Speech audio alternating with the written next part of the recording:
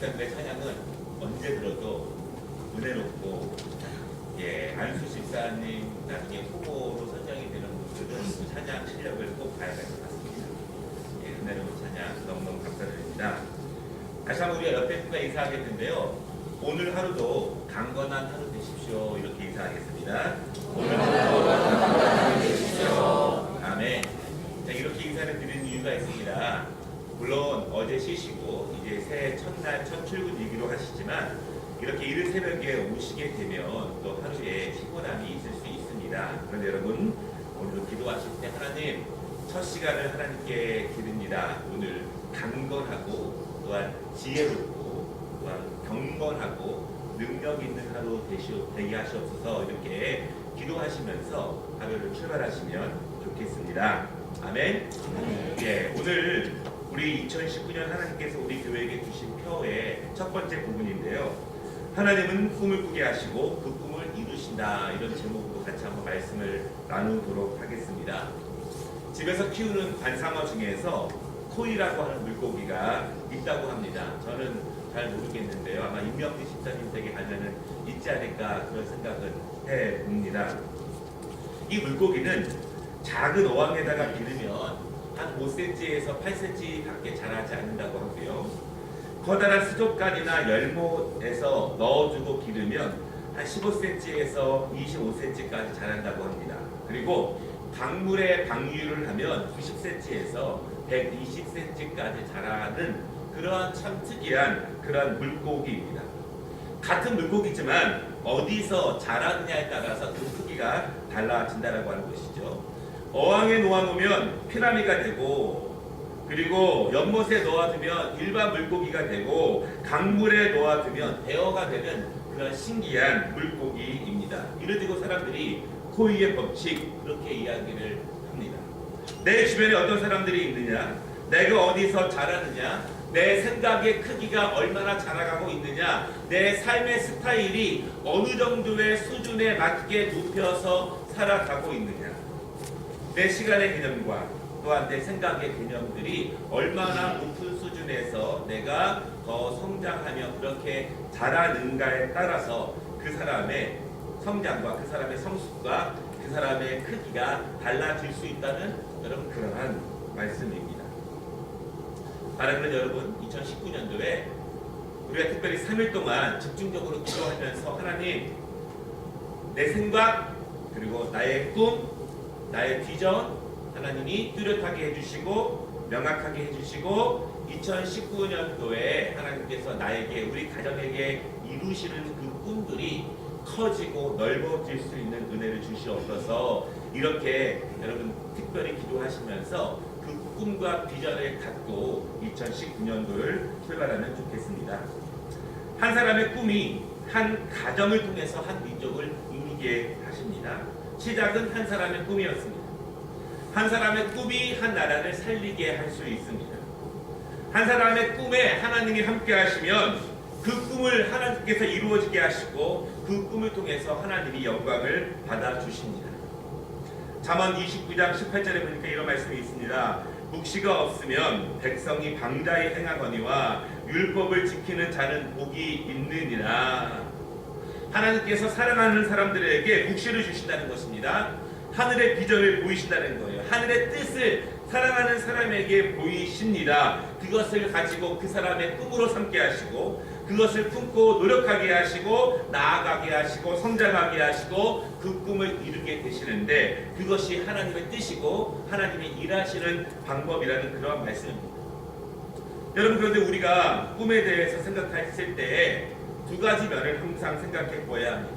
그것이 내 꿈인가 아니면 하나님의 뜻인가.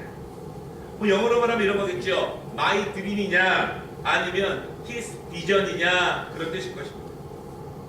모든 사람들은 꿈을 꾸죠. 60세, 70세, 80세, 90세가 되신 분들도 꿈을 꿉니다.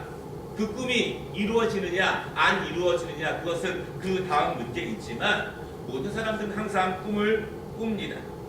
여러분, 또한 누가 꿈을 꾸느냐에 관계없이 하나님께서는 사랑하는 백성들에게 그 꿈을 보이시고 그것을 개인적인 꿈으로 삼게 하십니다. 그런데 그 두 가지 꿈에는 차이가 있는 거예요. 하나는 내가 꾸는 꿈, 나를 위해서, 내 목적을 위해서 꾸는 꿈이 있고, 하나님이 주심으로 그 꿈을 내가 꾸는 그러한 꿈이 있습니다.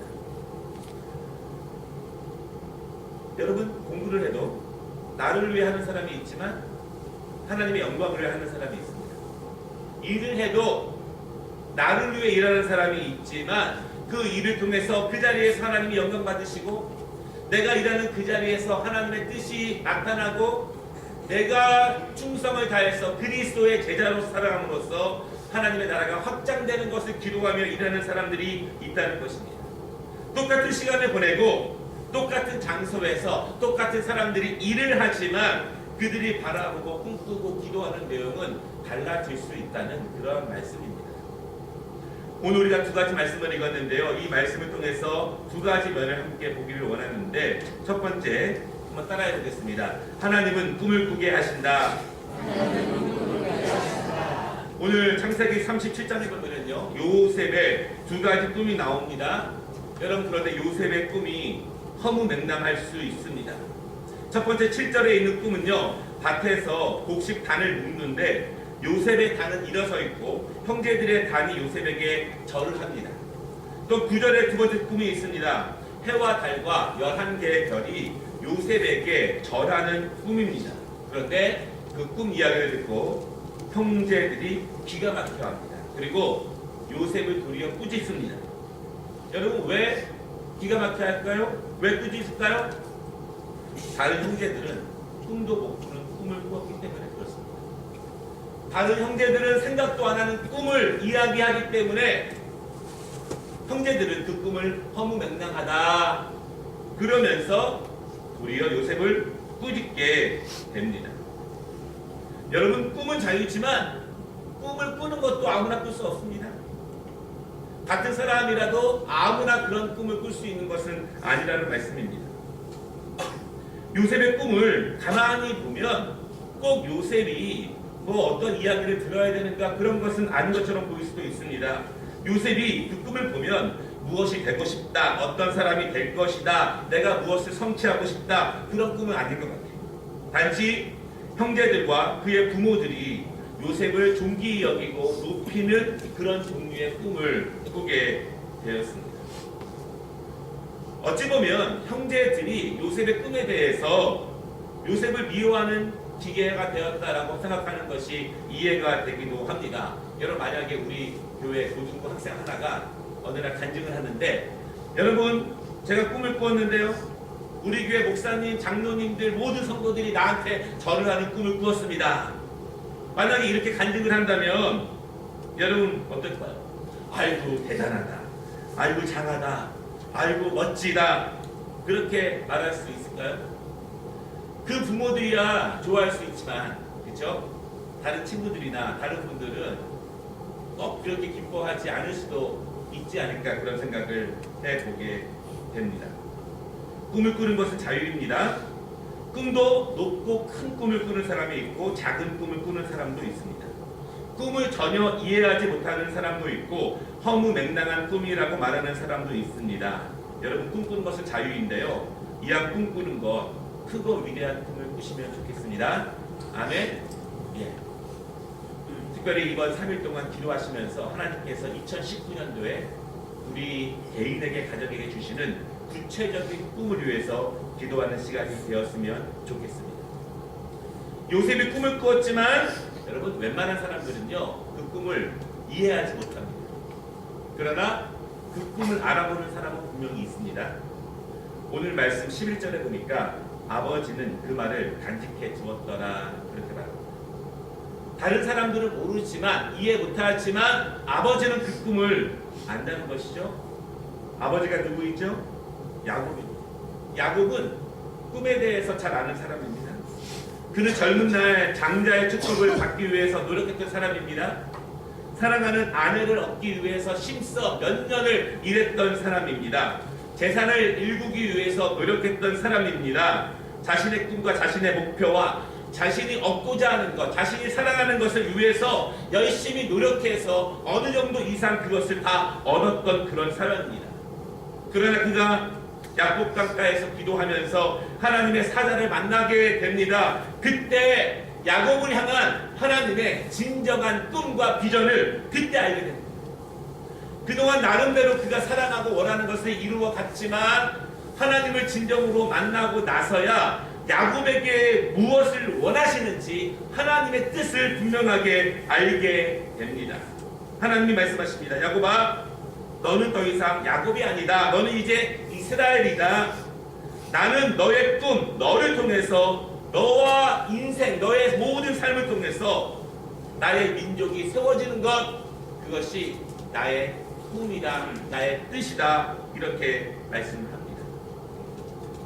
야곱은 요셉의 꿈을 알아봅니다. 그리고 마음에 간직하였다, 마음에 품었다, 그렇게 말씀합니다. 여러분, 무슨 말일까요? 기도한다는 것이, 하나님이 요셉의 마음속에 주신 그 꿈에 대한 씨앗이 이제 막 요셉의 마음속에 떨어졌는데 그것이 시들지 않고 변질되지 않고 자랄 수 있도록 그 아버지는 그 꿈을 위해서 기도한다라고 하는 것입니다. 여러분, 야곱은 평생을 개인의 꿈을 위해 살다가 뒤늦게 하나님의 꿈을 알았습니다. 그런데 우리의 자녀들이 처음부터 그를 통해 일하실 하나님의 꿈을 안다면 얼마나 큰 축복이겠습니까? 그것은 허무맹랑해 보일 수 있습니다. 아무것도 아닐 수 있습니다. 그러나 여러분, 그 꿈을 위해서 마음에 품고 기도하시기를 바랍니다. 이제 막 떨어진 씨앗이 상하지 않고 온전하게 잘 자랄 수 있도록 기도해 주시면 좋겠습니다. 하나님은 우리에게 꿈을 주십니다. 여러분, 아마 이제 이 신년을 준비하면서 또한 이 신년 특별히 새벽 기도회를 통해서 열심히 기도하시면 하나님께서 분명히 2019년도에 여러분을 통해서 영광 받으시고 여러분을 높이시면서 하나님이 기뻐하실 그 꿈을 분명히 주실 것이라고 저는 분명히 믿습니다. 그렇게 기도하시면서 2019년도 꿈을 주시는 하나님의 그 뜻을 헤아릴 수 있는, 받을 수 있는 이 신년 특별 새벽 기도가 되시기를 주님의 이름으로 축원합니다. 두 번째 말씀은 한번 따라해 보겠습니다. 하나님이 주신 꿈은 하나님이 이루신다. 오늘 두 번째 본문, 이 창세기 45장 말씀이죠. 우리는 이미 이 말씀을 압니다. 물론 이 창세기 45장까지 오면서 요셉의 인생에 수많은 일들이 벌어졌습니다. 그러나 중요한 것은 요셉의 그 마음속에 심겨진 꿈에 대한 씨앗이 결코 시들지 않고 변질되지 않고 온전하게 자라서 이제 아름다운 열매들을 맺기 시작합니다. 형들은 요셉 앞에 엎드려져 있습니다. 형들뿐만 아니라 수많은 사람들이 요셉 앞에 엎드려져 있습니다. 요셉은 애굽을 살리는 사람이 되었고요, 요셉은 주변 나라 사람들을 살리는 사람이 되었습니다. 여러분, 중요한 것이 있습니다. 요셉의 개인의 꿈이 이루어진 것이냐, 아니면 하나님께서 요셉을 통해서 하나님의 꿈을 이루신 것이냐라고 하는 차이입니다. 개인의 꿈이 애굽의 총리가 되는 것이 꿈일 수도 있습니다. 나는 이 다음에 커서 대통령이 될 거냐. 아니면 하나님께서 계획하셔서 그 마음에 꿈을 주시고 그를 역경 가운데 인도하셔서 그를 총리로 세워서 많은 사람을 살리고 많은 하나님의 백성들을 세우는 일에 하나님이 사용하시는 그런 꿈도 있습니다. 근데 여러분, 중요한 것은 오늘 말씀을 보시면 요셉이 총리가 되는 것이 과연 누구를 위함인가 라고 하는 것입니다. 물론 개인적으로 위한 것일 것입니다. 그러나 하나님의 꿈은 요셉을 통해서 영광 받으시고 다른 사람을 살리시고 또한 다른 민족을 살리시고 수많은 사람들에게 하나님의 영광을 나타내는 것, 그것이 하나님께서 요셉을 여기까지 인도하신 하나님의 뜻이라고 하는 것입니다. 오늘 사절에 보면은요, 요셉은 크게 웁니다. 그러면서 자신이 형들이 버렸고 죽이려고 했고 애굽에서 판 그 요셉입니다. 그렇게 울며 고백을 합니다. 오늘 5절에 보니까 이렇게 말합니다. 형님들이 나를 애굽에 팔았다고 해서 지금 두려워하지 마십시오. 형님, 나는 내 인생이 너무너무 힘들었습니다. 나는 형님들이 너무너무 원망스러웠습니다. 나는 정말 고단한 나이들을 보냈습니다. 그러나 지금은 내가 분명히 압니다. 하나님이 생명을 구원하시려고 나를 당신들보다 이곳에 먼저 보내셨습니다. 그렇게 고백합니다. 여러분, 우리 모르는 이야기지만 요셉이 아버지 곁에서 안락하게 평안하게 살았다면 오늘 요셉도 이 애굽의 곡식을 얻으러 와서 애굽의 총리 앞에 무릎 꿇고 있는 그 한 사람에 지나지 않을 것입니다. 7절에 요셉이 말합니다. 하나님이 큰 구원으로 당신들의 생명을 보존하고 당신들의 후손을 세상에 두시려고 나를 당신들보다 먼저 보내셨나이다. 8절 너무나 은혜롭습니다. 그런즉 나를 이리로 보낸 이는 당신들이 아니요 하나님이시라. 여러분 믿으십니까? 우리 기독교인들은요 분명한 인생관, 분명한 세계관을 가져야 합니다. 나를 지금 인도하시는 분은 하나님이십니다. 비록 내가 지금 어두운 길을 걸어갈 수 있고 지금 내가 너무너무 힘들고 괴롭지만 그럼에도 불구하고 하나님의 원대한 뜻을 위해서 하나님이 지금 나를 인도해 가고 계십니다. 그 믿음이 우리의 중요한 믿음이 되어야 합니다. 그럼에도 불구하고 주님을 의지하고 주님께서 내 인생을 선하고 아름답게 인도해 주신다고 하는 분명한 믿음을 가지고 우리가 나아가는 것입니다. 요셉은 분명히 알지는 못했습니다. 그가 너무너무 힘들 때, 역경을 겪을 때, 감옥에 들어갈 때 그때는 하나님의 뜻을 알지 못했습니다. 하나님을 의지하고 하나님께 맡겼지만 맡기는데 계속 낮아지고 계속 고난이 많아지고 계속 더 추락하는 것 같은 그 상황에서 하나님이 과연 나에게 함께 하시는가, 이 꿈이 하나님이 주신 꿈이 맞는가에 대한 의심이 수없이 들 수밖에 없습니다. 수많은 고난들과 아픔들과 아무도 의지할 수 없는 외톨이기 때문에 하나님밖에 의지할 분이 없어서 그렇게 애굽 땅에서 울며 기도하며 그렇게 조금씩 하나님의 뜻을 알아가게 됩니다. 여러분, 높아졌기 때문에 하나님의 뜻을 아는 것이 아니라 그 고통과 눈물 가운데 알아가는 하나님의 뜻이 그게 오리지널입니다. 그게 진정한 뜻입니다.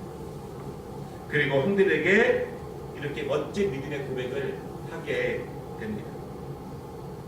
여러 번 말씀드렸지만 요셉의 인생을 관통하는 키워드는 하나님이 요셉과 함께 하셨다. 임마누엘 이것입니다. 그가 깊은 구덩이에 있을 때에도, 가정 총무로 일할 때에도, 억울하게 감옥에 있을 때에도 하나님은 그와 함께 하셨다. 하나님이 그를 인도해 주셨다. 결정의 순간들마다, 망설임의 순간들마다, 괴로움의 순간들마다 하나님께서 그의 마음에 감동 주시고 그를 이끌어 주셔서 선한 길, 바른 길, 의로운 길, 악을 악으로 이기지 않고 악을 선으로 이기는 길로 계속 인도하신 그 하나님을 요셉은 찬양합니다. 말씀 마치겠습니다. 요셉의 꿈은 이제 분명해졌습니다. 분명히 그것은 하나님이 주신 꿈이에요. 개인적인 성취처럼 보이지만 하나님이 그를 꿈꾸게 하셨고, 하나님을 위해서, 이스라엘을 위해서, 애굽을 위해서, 수많은 사람을 살리기 위해서 하나님은 요셉에게 꿈을 주신 것입니다. 그리고 요셉의 인내와 요셉의 성실과 요셉의 충성과 요셉의 믿음을 통해서 하나님은 그 꿈을 이루게 하셨습니다. 2019년 여러분 믿으십시오. 우리는 기도하고 하나님은 일하십니다. 믿으십니까? 믿으시는 하나가 되었으면 좋겠습니다. 기도하면 꿈이 생깁니다. 내 꿈, 내 희망사항이 아니라 내가 세워지면서 동시에 하나님이 영광 받으시는 꿈이십니다.